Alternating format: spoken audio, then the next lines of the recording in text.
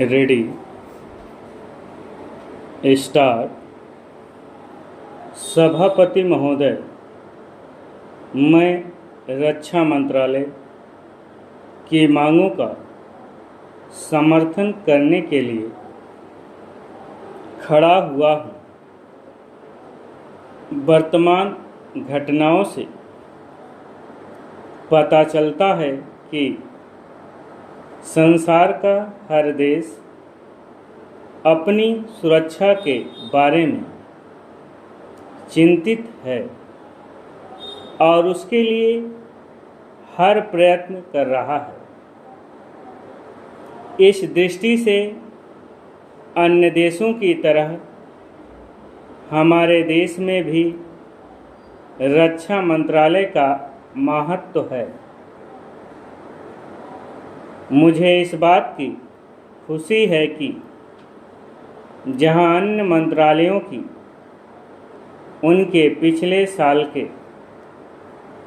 कामों के बारे में काफ़ी आलोचना हुई है, वहाँ इस मंत्रालय की कम आलोचना हुई है। इससे पता चलता है कि इस मंत्रालय ने पिछले साल अच्छा काम किया है। मोटे तौर पर किसी भी देश की सुरक्षा नीति का लक्ष्य यह होता है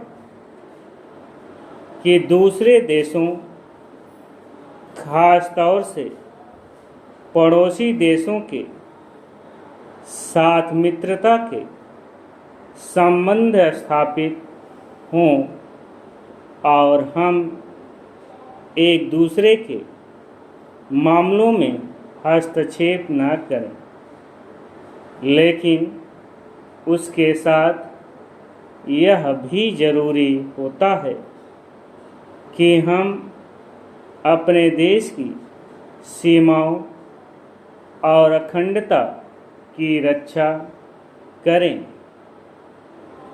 इसलिए हमारे देश का यह कर्तव्य हो जाता है कि हम अपने पड़ोसियों के कार्यों पर पूरी नज़र रखें, क्योंकि आज तक हमारे देश पर जो संकट आए वे हमारे पड़ोसियों से आए हैं। 1965 में पाकिस्तान के साथ जो लड़ाई हुई और उसके बाद ताशकंद में जो समझौता हुआ, वह सिर्फ कागज पर ही रहा। पाकिस्तान ने उस पर कोई अमल नहीं किया। इस दृष्टि से बहुत ज़रूरी है कि हम अपने देश की सुरक्षा की हर तरह से व्यवस्था करें। हमारा उद्देश्य दूसरों पर आक्रमण करना नहीं, लेकिन यदि हम पर कोई आक्रमण करे तो हम में इतनी शक्ति अवश्य होनी चाहिए कि हम उसका डट कर सामना कर सकें। आप जानते हैं कि पिछले दिनों पाकिस्तान को अमेरिका और चीन से काफ़ी मदद मिली है।